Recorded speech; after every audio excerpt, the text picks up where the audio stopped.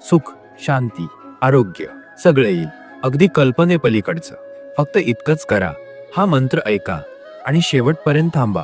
कारण शेवटच्या क्षणी स्वामींची अशी कृपा होईल की तुम्ही आयुष्यभर विसरणार नाही. भक्तांनो, जरा स्वतःला विचारून बघा, किती वर्ष झाली तुम्ही संघर्ष करत आहात? कधी पैशासाठी, कधी तब्येतीसाठी, कधी घरात सुख, शांती, समाधान मिळावं यासाठी. पण खरं समाधान मिळालं का? एवढं सगळं करूनही मन शांत का नाही? आज हा व्हिडिओ तुम्हाला सहज सापडलेला नाही. ही स्वामींची योजना आहे. मी श्री स्वामी समर्थ आहे. मीच तुम्हाला इथे आणलं आहे कारण आता वेळ आली आहे तुमचं नशीब बदलण्याची. हा व्हिडिओ, हा मंत्र हे काही फक्त ऐकायचं नाही, हे तुमचं भविष्य बदलवण्यासाठीच आहे. पण एक गोष्ट लक्षात ठेवा, शेवटपर्यंत ऐकणाऱ्यांनाच माझं पूर्ण वरदान मिळतं. कारण शेवटी मी स्वतः या मंत्रात प्रकट होतो. म्हणून अजिबात हलू नका. न पटणारी विचारं मनात येतील. थोडा ऐकला की झालं. उद्यापर्यंत वाट बघतो, पण मी सांगतो उद्या नाही, हाच क्षण आहे. आज जर तुम्ही हे सोडलं तर पुन्हा कदाचित ही संधी मिळणार नाही. या मंत्रातून मी तुमच्याशी बोलणार आहे, तुमचं दुःख ओळखणार आहे आणि तुमच्या जीवनातला अंधार हळूहळू दूर करणार आहे. फक्त एक वचन द्या, स्वामी, आम्ही हा मंत्र श्रद्धेने शेवटपर्यंत ऐकू. कारण त्या शेवटच्या क्षणाला आशीर्वाद बरसतील. आज तुमचं घर पैशानं, सुखानं, समाधानानं भरून जाईल. पण अट फक्त एकच, पूर्ण श्रद्धा आणि शेवटपर्यंत हा मंत्र ऐका. आता तुम्हाला सांगतो तो पवित्र मंत्र, जो तुमचं नशीब बदलणार आहे. त्यासाठी फक्त शांत बसा, डोळे बंद करा आणि शेवटपर्यंत ऐका. भक्तांनो, खूप दिवस झाले ना, तुम्ही आतून खचून गेलात, थकलात, पण कोणालाच कळू दिलं नाही. चेहऱ्यावर हसू ठेवून जगत राहिलात, पण मनात मात्र रोज अंधार दाटलेला होता. कधी वाटलं ना, आपल्याला कोणी समजून घेतंय का? कधी वाटलं कोणीतरी समोर बसावं, आपल्या डोळ्यांत डोकावून म्हणावं, मी समजू शकतो तुझं दुःख. पण कुणी आलं का? कदाचित नाही. पण आज मी आलोय. मी तुमचा श्री स्वामी समर्थ महाराज. तुम्ही हा व्हिडिओ शोधून काढलेला नाही. हा व्हिडिओ मीच तुमच्यापर्यंत पोहोचवला आहे. कारण मी पाहिलंय तुमचं रडणं, मी ऐकलंय तुमचं मौन, मी जाणलंय तुमचं दुःख. आता ते दुःख मिटवायची वेळ आलीय. पण एक गोष्ट लक्षात ठेवा, हा मंत्र फक्त ऐकायचा नसतो, तो अनुभवायचा असतो. तो अंतःकरणात उतरवायचा असतो. जवळजवळ आलात तुमच्या शेवटच्या काठी. आता फक्त थोडंसं संयम ठेवा, शेवटपर्यंत ऐका. कारण माझं वरदान शेवटी उघडलं जातं. ज्या दिवशी तुम्ही हा मंत्र पूर्ण ऐकाल ना, त्या दिवशी आयुष्यातला तो मोठा अडथळा तो अचानक नाहीसा होईल. हो, तेच दुःख जे तुम्ही कोणालाही सांगितलं नाही. आज मी तुम्हाला सांगतो, तुम्ही एकटे नाही आहात. मी आहे आणि मी कायम राहीन. पण तुम्हाला हे सिद्ध करायचं आहे की तुम्ही माझ्यावर पूर्ण श्रद्धा ठेवता. म्हणून फक्त डोळे मिटा, मन शांत करा आणि माझ्या पवित्र नावाच्या त्या मंत्रात स्वतःला विलीन करा. शेवटपर्यंत ऐका. कारण शेवटी जेव्हा सगळं शांत होतं, तेव्हाच माझं कृपावर्षण सुरू होतं.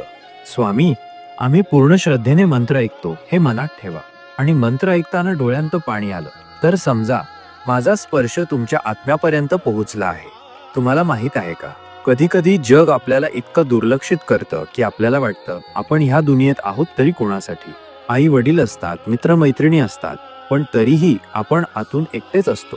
रोज जगतो पण आतून तुटलेलो असतो. तुमचंही असंच काहीतरी चाललंय ना? कुणी विचारत नाही, कुणी समजून घेत नाही, कुणी थांबून म्हणत नाही, चल तुझं मन ऐकतो मी. पण आज एक दिव्य शक्ती तुमच्या मनात उतरतीये. आज स्वामी समर्थ महाराज स्वतः म्हणत आहेत, बाळांनो, अजून किती काळ स्वतःशी झगडणार? माझ्याकडे या, सांगा सगळं. माझ्या चरणांवर ठेवा सारा भार आणि फक्त क्षणभर विसावा घ्या. हे शब्द अचानक तुमच्यापर्यंत पोचले नाहीत. ही माझी योजना आहे. माझी योजना तुम्हाला सावरायची. हा मंत्र, हे शब्द, ही फक्त भक्ती नाही, हा संवाद आहे माझा आणि तुमचा. जिथे शब्द संपतात तिथे माझं बोट धरून चालायचं असतं. पण अट फक्त एक, पूर्ण विश्वास, पूर्ण समर्पण आणि शेवटपर्यंत ऐकणं महत्वाचे आहे. कारण शेवटच्या क्षणाला मी काहीतरी देतो जे जग देऊ शकत नाही. मनाची शांतता, आत्म्याचं समाधान. तुमच्या मनात आज जे काही आहे ते डोळ्यांतून वाहू द्या. काही लपवू नका. माझ्यासमोर सगळं स्पष्ट आहे. फक्त ऐका, हृदयानं, भावनेनं, नजरेत पाणी ठेवून. आणि तेव्हाच जेव्हा तुमचं मन खऱ्या अर्थानं समर्पित होईल, तेव्हाच माझं वरदान तुमच्यावर बरसेल. चला, आता शांत बसा आणि त्या मंत्राला स्वतःमध्ये मुरू द्या. शब्द ऐका नाही, अनुभव घ्या. स्वामींचा आवाज तुम्हाला आतून साथ घालतोय. भक्तांनो, तुम्ही हा व्हिडिओ पाहताय, पण तुम्हाला कल्पना आहे का तुमचं आयुष्य बदलायला फक्त काही सेकंद उरलेत. हो, तुम्हीच, ज्यांच्यावर सध्या कर्जाचं ओझं आहे, ज्यांचं घर शांतता विसरून गेलंय, ज्यांच्या खिशात दर महिन्याला पैसे कमी आणि चिंता जास्त असते, ज्यांनी कितीही मेहनत केली तरी नशिबाचा दरवाजा उघडतच नाही. हे सगळं अचानक संपेल, पण फक्त एका अटीवर. हा मंत्र शेवटपर्यंत ऐकावा लागेल, कारण हा मंत्र साधा नाही. हा मंत्र श्री स्वामी समर्थ महाराजांनी खास अशा जीवांसाठी पाठवलेला आहे, जे आतून खचलेले आहेत पण बाहेर अजूनही आशेने लढत आहेत, तुमच्या सारख्यांसाठीच. आता तुम्हीच सांगा, किती वेळा मनात आलं ना, हे सगळं कधी संपणार, कधी कर्जातून बाहेर पडणार, कधी घरात हास्य परत येणार, कधी वाटलं की जर अजून एखादा खर्च आला तर आपण तुटून जाऊ. स्वामींनी सगळं ऐकलंय, सगळं पाहिलंय, आणि म्हणूनच हा मंत्र तुमच्या समोर आज स्वतःहून उभा आहे. हा मंत्र नुसता शब्दांचा संगम नाही, हा मंत्र म्हणजे स्वामींच्या कृपेचा तो दरवाजा आहे, जो एकदा उघडला की आयुष्य कधीच पूर्वीसारखं राहत नाही. जेव्हा तुम्ही हा मंत्र पूर्ण ऐकाल ना, तेव्हा एकामागून एक अडचणी माघारी फिरतील. हो, कर्ज फेडायला पैसे येतील, घरातला आजारी माणूस बरा होईल, उधारी मागणारे शांत होतील, जिथे नकार मिळत होते तिथे अचानक हो मिळू लागेल. पण तुमचं समर्पण पाहूनच स्वामी महाराज कृपा करतील. फक्त एकच विनंती, हा व्हिडिओ हलक्यात घेऊ नका, मंत्र मध्येच बंद करू नका, शेवटपर्यंत ऐका, कारण शेवटालाच स्वामींची कृपा जिवंत होऊन तुमच्यात उतरते. ज्यांनी हा मंत्र शेवटपर्यंत ऐकला आहे त्यांच्या आयुष्यात चमत्कार झाले आहेत. आता तुमची वेळ आली आहे. डोळे मिटा, स्वतःला स्वामींच्या चरणी समर्पित करा, आणि हा मंत्र फक्त कानांनी नाही तर मनाने, आत्म्याने आणि पूर्ण श्रद्धेने ऐका, कारण पुढचे काही क्षण तुमचं नशीब बदलवण्यासाठी आले आहेत. कधी कधी ना, पैशाचं नाव ऐकलं की डोळ्यात पाणी येतं, कारण लोकांना वाटतं हे सगळं पैशासाठी करताय. पण खरं कुणाला ठाऊक असतं का, पैशाशिवाय मुलाचं शिक्षण थांबतं, आईच्या औषधांची बाटली रिकामी राहते आणि वडिलांच्या चेहऱ्यावरची चिंता वाढत जाते. तुम्हीच सांगा, हे सगळं कोणाला सांगणार, किती वेळा सांगणार? शरम वाटते, पण पोटासाठी तोंड उघडावं लागतं, आणि मनावरचा अपमान तो मात्र बोलता येत नाही. आज तुमचं मन गोंधळलेलं आहे. कोणत्या मार्गावर जावं, कोणाकडे हात जोडावा, कोणाला सांगावं की घरात एक वेळचं जेवण सुद्धा पूर्णपणे होत नाही? पण बघा, श्री स्वामी समर्थ महाराज स्वतः तुमच्या समोर उभे आहेत आज. स्वामी म्हणतात, बाळांनो, मी बघितलंय तुमचं दुःख, त्या रिकाम्या पिशव्या, त्या विजेच्या बिलाचं टेन्शन, त्या अचानक आलेल्या हॉस्पिटलच्या खर्चाचं भय, सगळं माझ्या समोर आहे. पण स्वामी विचारत आहेत एकच गोष्ट, तुमचा विश्वास किती खोल आहे? हा मंत्र फक्त ऐकला नाही तर मनामध्ये उतरवला तर पैशाची चणचण घरातून कायमची बाहेर जाईल. जे अडकले आहेत कर्जात, जे दिवाळखोरीच्या उंबरठ्यावर उभे आहेत, जे दिवसाला 2 वेळा चहाही घेऊ शकत नाहीत, त्यांच्यासाठी हाच तो दिव्य क्षण आहे. हा मंत्र ऐकत असताना फक्त कान वापरू नका, तर तुमचं दुःख, तुमचं गाऱ्हाण, साऱ्या वेदना स्वामींच्या चरणी वाहा, कारण स्वामींचं एक वचन आहे, जे माझ्यावर अखंड श्रद्धा ठेवतात त्यांच्या घरात गरिबीचा एक क्षण सुद्धा उरू देणार नाही. आता शांत बसा, जरा डोळे मिटा, पुन्हा स्वतःवर विश्वास ठेवा आणि मंत्राला आत्म्यात मुरू द्या. हेच ते क्षण आहेत जे आयुष्याची दिशा बदलतात. थांबा, एक क्षण शांत बसा. आता तुमच्या आयुष्यातली सर्वात मोठी गोष्ट घडणार आहे.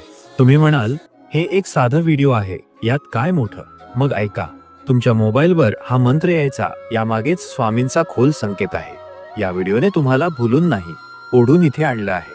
हजारो लोक यूट्यूबवर स्क्रोल करतायत, पण तुम्ही इथे थांबले का? कारण तुमच्यावर आता कृपावर्षा होणार आहे, जी तुमचं आयुष्य पुन्हा उभं करेल. ज्या दुकानात 3 महिने भाडं थकलेलं आहे, तिथे पुन्हा दिवा लागणार. ज्या हातात नोटा नव्हत्या, त्या हातात गाठींची थैली येणार. ज्या घरात सतत वाद, भांडणं आणि काळजी होती, तिथे पुन्हा समाधानाने अन्न शिजणार. स्वामी समर्थ म्हणतात, माझ्या लेकरांना फक्त एक संधी हवी असते आणि मी त्यांचं नशीबच बदलतो. आज ती संधी तुमच्या समोर आहे. हा मंत्र म्हणजे स्वामींचं जग बदलणारं वचन आहे. हा मंत्र फक्त ऐकू नका, तर तुम्ही ऐकत असताना स्वतःच्या मनात म्हणत जा, स्वामी, आता तुमचं आहे. कधी मधी मन म्हणतं, काही होणार नाही आपल्याकडून, आयुष्य असंच आहे. पण आज मनाचा तो आवाज तोडून टाका. स्वामींनी तुम्हाला इथे आणलंय कारण त्यांनी ठरवलंय याच्या आयुष्यातून आता एक एक अडचण काढून टाकायची. तर ऐका, अगदी शेवटपर्यंत. मंत्र चालू आहे, पण त्याचा प्रभाव तो तुमच्या आत्म्यातून जाणवेल, जसंच स्वामींचं प्रेम हळूहळू वाहायला लागतं. हे शेवटचे काही क्षण तुमचं नशीब पूर्णपणे उलटवू शकतात. फक्त विश्वास ठेवा आणि ऐका. आता क्षण आलाय, तो मंत्र सुरू होतोय, ज्यामुळे हजारो भक्तांच्या आयुष्यातून कर्ज, संकट, आर्थिक अडचणी अचानक निघून गेल्या. हा तोच मंत्र आहे ज्याने एखाद्याचं बंद पडलं घर चालू केलं, दुकानाला परत उजाळा दिला आणि रिकाम्या खिशाला भरून टाकलं. स्वामी समर्थ महाराज म्हणतात, मंत्र हा केवळ शब्दांचा संग्रह नाही, तो माझं अस्तित्व आहे. जो प्रेमाने आणि श्रद्धेने ऐकतो त्याचं भाग्य मी स्वतः लिहितो. म्हणूनच विनंती आहे, हा मंत्र अर्धवट सोडू नका. फक्त मोबाईलवर लावून ठेवा आणि मन पूर्णपणे शरण जाऊ द्या स्वामींना. हे काही सेकंद, काही मिनिटं तुमचं आयुष्य बदलवू शकतं. तुम्हाला जेवढं दिसतंय त्याही पुढे स्वामी तुमच्यासाठी काहीतरी तयार करत आहेत. आज ही एक संधी आहे, फक्त एक विश्वास आणि हा मंत्र इतकं पुरेसा आहे तुमचं आयुष्य उजळण्यासाठी. म्हणून शांत बसा, डोळे मिटा आणि स्वामींच्या चरणी समर्पण करा. मंत्र आता सुरू होत आहे. आता तुमचं आयुष्यही बदलू लागेल.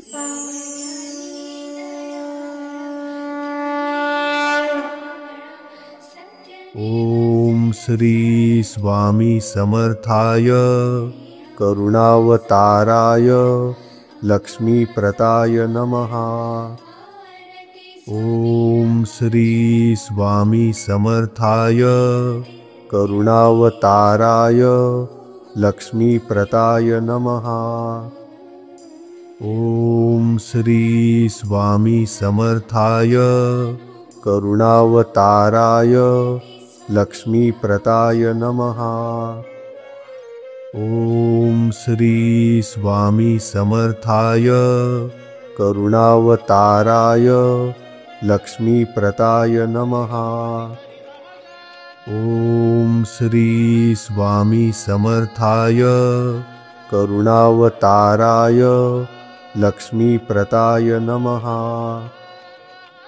ओम श्री स्वामी समर्थाय करुणावताराय लक्ष्मीप्रदाय नमः.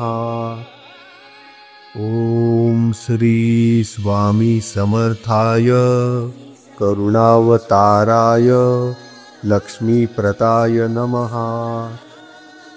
ओम श्री स्वामी समर्थाय करुणावताराय लक्ष्मीप्रदाय नमः. ओम श्री स्वामी समर्थाय करुणावताराय लक्ष्मीप्रदाय नमः. ओम श्री स्वामी समर्थाय करुणावताराय लक्ष्मीप्रदाय नमः.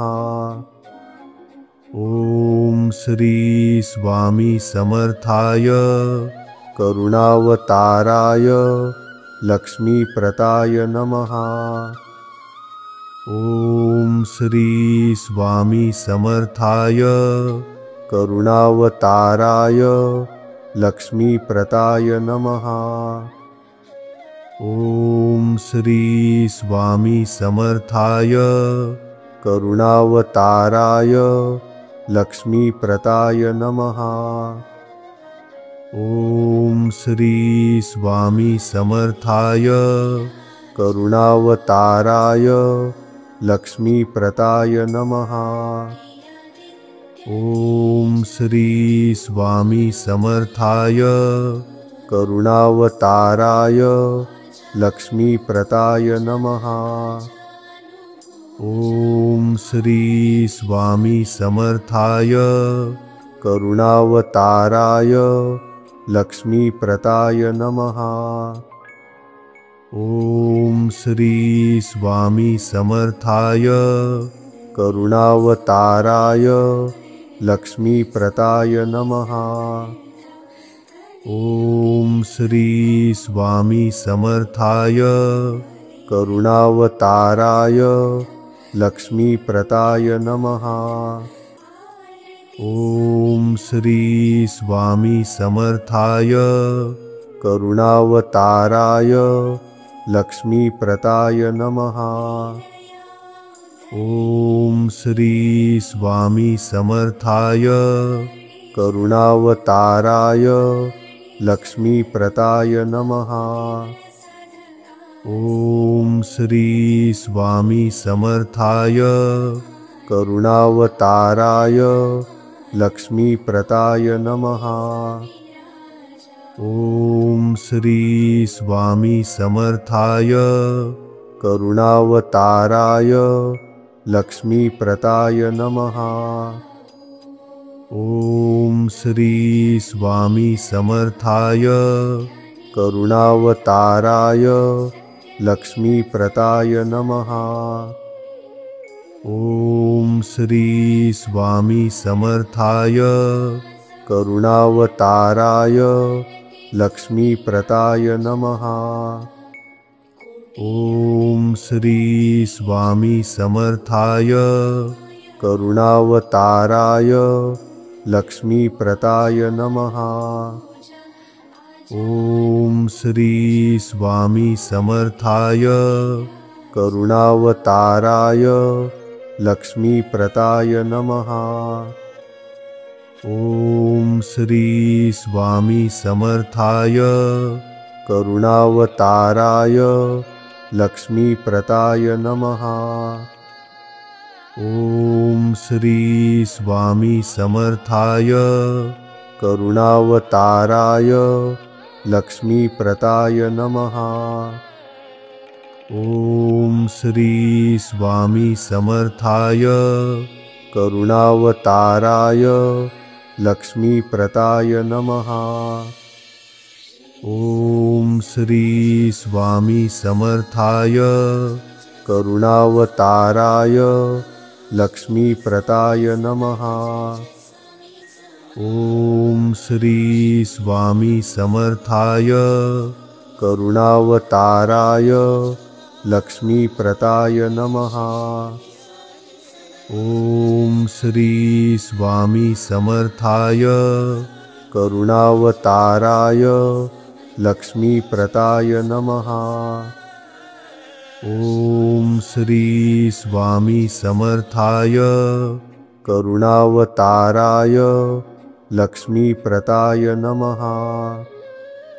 ॐ श्री स्वामी समर्थाय करुणावताराय लक्ष्मीप्रदाय नमः।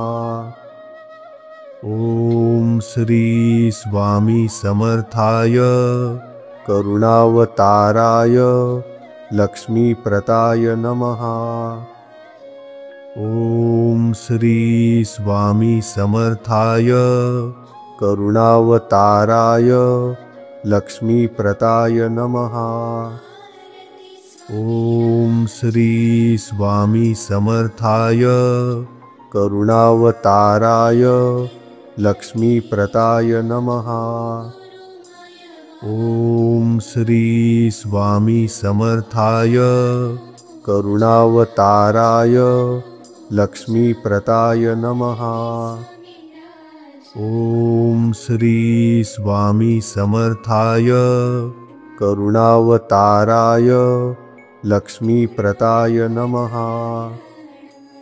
ॐ श्री स्वामी समर्थाय करुणावताराय लक्ष्मीप्रदाय नमः। ॐ श्री स्वामी समर्थाय करुणावताराय लक्ष्मीप्रदाय नमः। ॐ श्री स्वामी समर्थाय करुणावताराय लक्ष्मीप्रदाय नमः। ॐ श्री स्वामी समर्थाय करुणावताराय लक्ष्मीप्रदाय नमः। ॐ श्री स्वामी समर्थाय करुणावताराय लक्ष्मीप्रदाय नमः।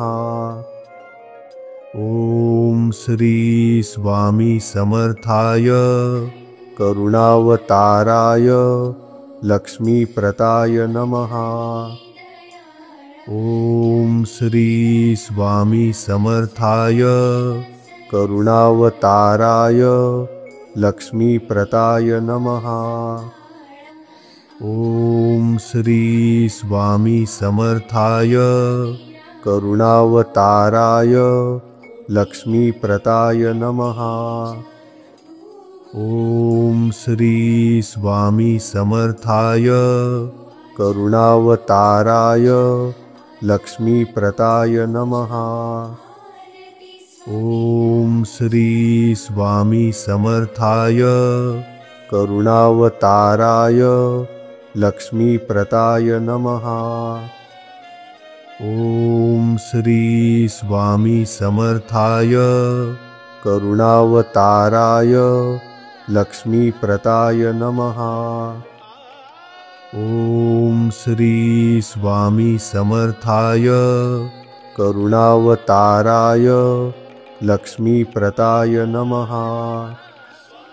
ॐ श्री स्वामी समर्थाय करुणावताराय लक्ष्मीप्रदाय नमः। ॐ श्री स्वामी समर्थाय करुणावताराय लक्ष्मीप्रदाय नमः। ॐ श्री स्वामी समर्थाय करुणावताराय लक्ष्मीप्रदाय नमः।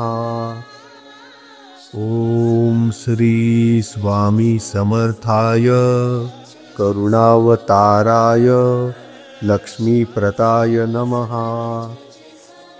ॐ श्री स्वामी समर्थाय करुणावताराय लक्ष्मीप्रदाय नमः। ॐ श्री स्वामी समर्थाय करुणावताराय लक्ष्मीप्रदाय नमः। ॐ श्री स्वामी समर्थाय करुणावताराय लक्ष्मीप्रदाय नमः। ॐ श्री स्वामी समर्थाय करुणावताराय लक्ष्मीप्रदाय नमः। ॐ श्री स्वामी समर्थाय करुणावताराय लक्ष्मीप्रदाय नमः। ॐ श्री स्वामी समर्थाय करुणावताराय लक्ष्मीप्रदाय नमः। ॐ श्री स्वामी समर्थाय करुणावताराय लक्ष्मीप्रदाय नमः। ॐ श्री स्वामी समर्थाय करुणावताराय लक्ष्मीप्रदाय नमः। ॐ श्री स्वामी समर्थाय करुणावताराय लक्ष्मीप्रदाय नमः। ॐ श्री स्वामी समर्थाय करुणावताराय लक्ष्मीप्रदाय नमः। ॐ श्री स्वामी समर्थाय करुणावताराय लक्ष्मीप्रदाय नमः। ॐ श्री स्वामी समर्थाय करुणावताराय लक्ष्मीप्रदाय नमः। ॐ श्री स्वामी समर्थाय करुणावताराय लक्ष्मीप्रदाय नमः। ॐ श्री स्वामी समर्थाय करुणावताराय लक्ष्मीप्रदाय नमः। ॐ श्री स्वामी समर्थाय करुणावताराय लक्ष्मीप्रदाय नमः। ॐ श्री स्वामी समर्थाय करुणावताराय लक्ष्मीप्रदाय नमः। ॐ श्री स्वामी समर्थाय करुणावताराय लक्ष्मीप्रदाय नमः। ॐ श्री स्वामी समर्थाय करुणावताराय लक्ष्मीप्रदाय नमः। ॐ श्री स्वामी समर्थाय करुणावताराय लक्ष्मीप्रदाय नमः। ॐ श्री स्वामी समर्थाय करुणावताराय लक्ष्मीप्रदाय नमः। ॐ श्री स्वामी समर्थाय करुणावताराय लक्ष्मीप्रदाय नमः। ॐ श्री स्वामी समर्थाय करुणावताराय लक्ष्मीप्रदाय नमः। ॐ श्री स्वामी समर्थाय करुणावताराय लक्ष्मीप्रदाय नमः। ॐ श्री स्वामी समर्थाय करुणावताराय लक्ष्मीप्रदाय नमः। ॐ श्री स्वामी समर्थाय करुणावताराय लक्ष्मीप्रदाय नमः। ॐ श्री स्वामी समर्थाय करुणावताराय लक्ष्मीप्रदाय नमः। ॐ श्री स्वामी समर्थाय करुणावताराय लक्ष्मीप्रदाय नमः। ॐ श्री स्वामी समर्थाय करुणावताराय लक्ष्मीप्रदाय नमः। ॐ श्री स्वामी समर्थाय करुणावताराय लक्ष्मीप्रदाय नमः। ॐ श्री स्वामी समर्थाय करुणावताराय लक्ष्मीप्रदाय नमः। ॐ श्री स्वामी समर्थाय करुणावताराय लक्ष्मीप्रदाय नमः। ॐ श्री स्वामी समर्थाय करुणावताराय लक्ष्मीप्रदाय नमः।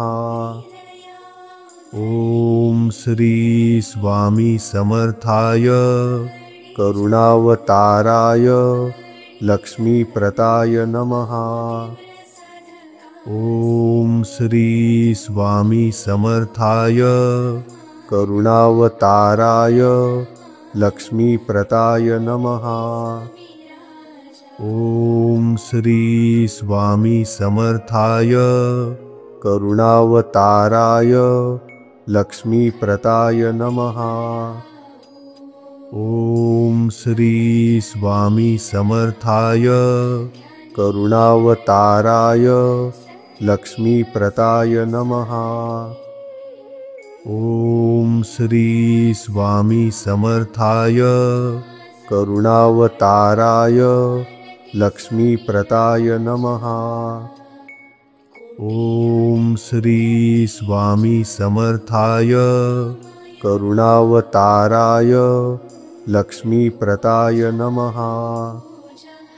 ॐ श्री स्वामी समर्थाय करुणावताराय लक्ष्मीप्रदाय नमः।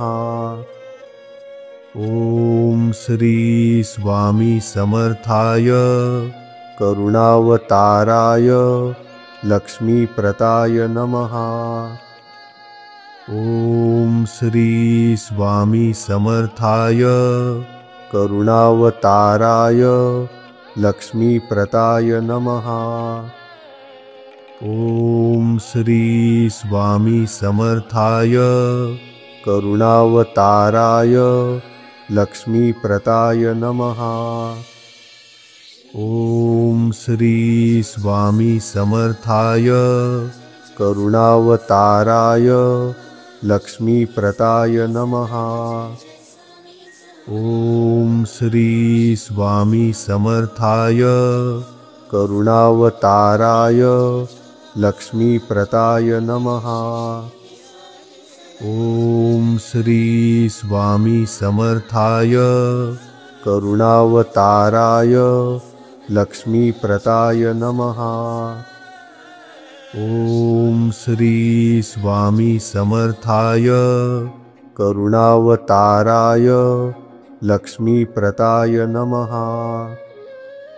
ॐ श्री स्वामी समर्थाय करुणावताराय लक्ष्मीप्रदाय नमः। ॐ श्री स्वामी समर्थाय करुणावताराय लक्ष्मीप्रदाय नमः।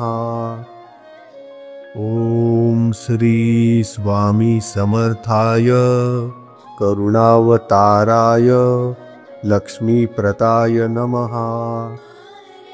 ॐ श्री स्वामी समर्थाय करुणावताराय लक्ष्मीप्रदाय नमः। ॐ श्री स्वामी समर्थाय करुणावताराय लक्ष्मीप्रदाय नमः। ॐ श्री स्वामी समर्थाय करुणावताराय लक्ष्मीप्रदाय नमः। ॐ श्री स्वामी समर्थाय करुणावताराय लक्ष्मीप्रदाय नमः। ॐ श्री स्वामी समर्थाय करुणावताराय लक्ष्मीप्रदाय नमः। ॐ श्री स्वामी समर्थाय करुणावताराय लक्ष्मीप्रदाय नमः। ॐ श्री स्वामी समर्थाय करुणावताराय लक्ष्मीप्रदाय नमः। ॐ श्री स्वामी समर्थाय करुणावताराय लक्ष्मीप्रदाय नमः। ॐ श्री स्वामी समर्थाय करुणावताराय लक्ष्मीप्रदाय नमः। ॐ श्री स्वामी समर्थाय करुणावताराय लक्ष्मीप्रदाय नमः। ॐ श्री स्वामी समर्थाय करुणावताराय लक्ष्मीप्रदाय नमः। ॐ श्री स्वामी समर्थाय करुणावताराय लक्ष्मीप्रदाय नमः। ॐ श्री स्वामी समर्थाय करुणावताराय लक्ष्मीप्रदाय नमः। ॐ श्री स्वामी समर्थाय करुणावताराय लक्ष्मीप्रदाय नमः। ॐ श्री स्वामी समर्थाय करुणावताराय लक्ष्मीप्रदाय नमः। ॐ श्री स्वामी समर्थाय करुणावताराय लक्ष्मीप्रदाय नमः। ॐ श्री स्वामी समर्थाय करुणावताराय लक्ष्मीप्रदाय नमः। ॐ श्री स्वामी समर्थाय करुणावताराय लक्ष्मीप्रदाय नमः। ॐ श्री स्वामी समर्थाय करुणावताराय लक्ष्मीप्रदाय नमः। ॐ श्री स्वामी समर्थाय करुणावताराय लक्ष्मीप्रदाय नमः। ॐ श्री स्वामी समर्थाय करुणावताराय लक्ष्मीप्रदाय नमः। ॐ श्री स्वामी समर्थाय करुणावताराय लक्ष्मीप्रदाय नमः। ॐ श्री स्वामी समर्थाय करुणावताराय लक्ष्मीप्रदाय नमः। ॐ श्री स्वामी समर्थाय करुणावताराय लक्ष्मीप्रदाय नमः। ॐ श्री स्वामी समर्थाय करुणावताराय लक्ष्मीप्रदाय नमः। ॐ श्री स्वामी समर्थाय करुणावताराय लक्ष्मीप्रदाय नमः। ॐ श्री स्वामी समर्थाय करुणावताराय लक्ष्मीप्रदाय नमः।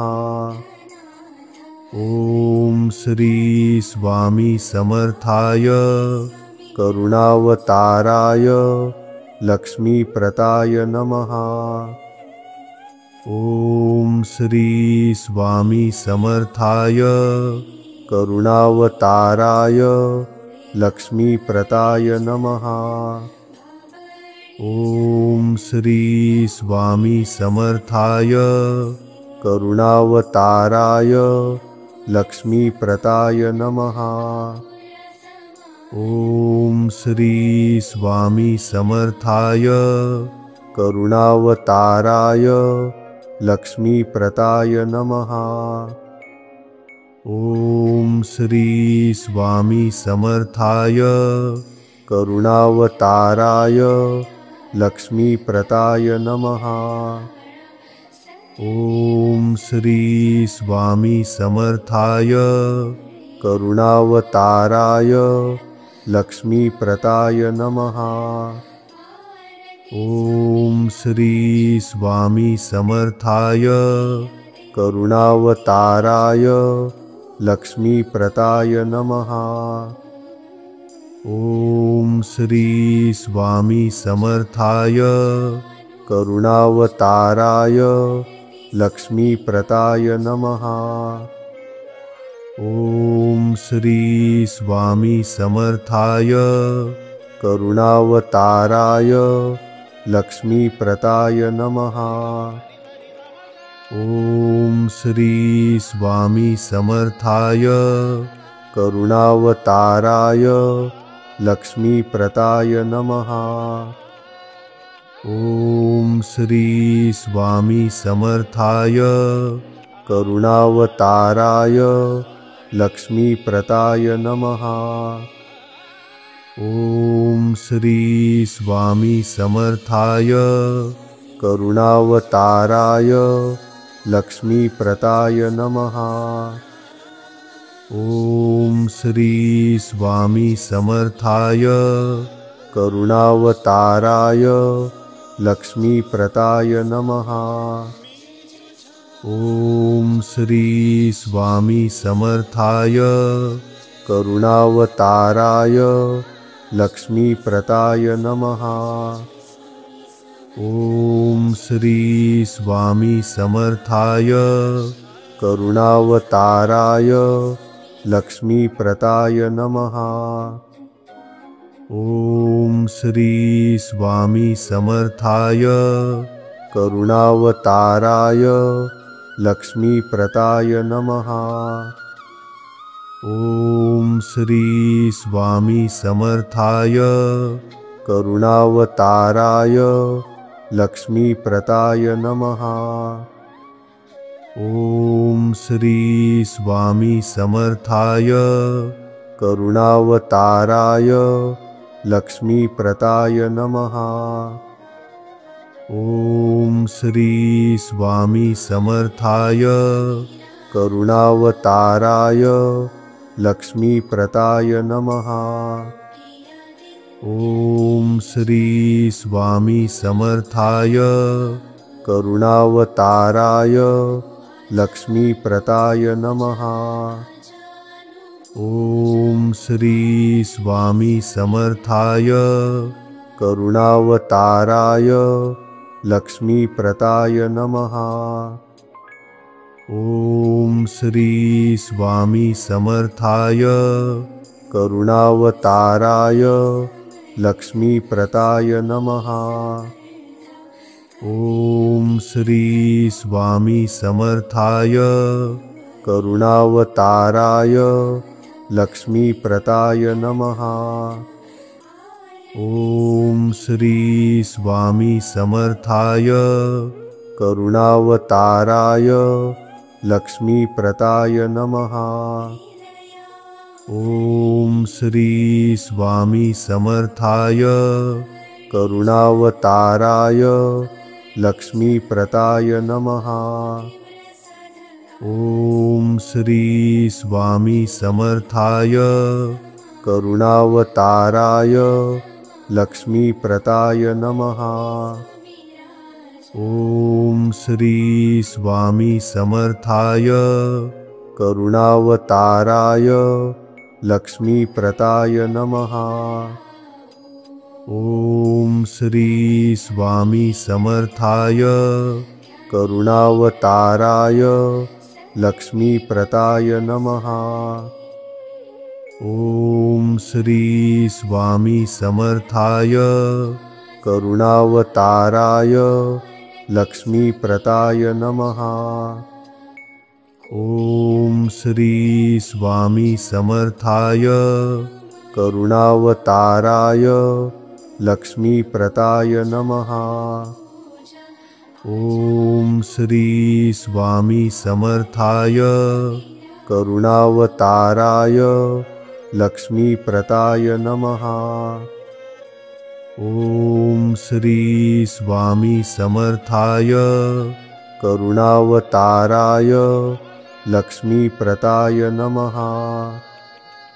ॐ श्री स्वामी समर्थाय करुणावताराय लक्ष्मीप्रदाय नमः।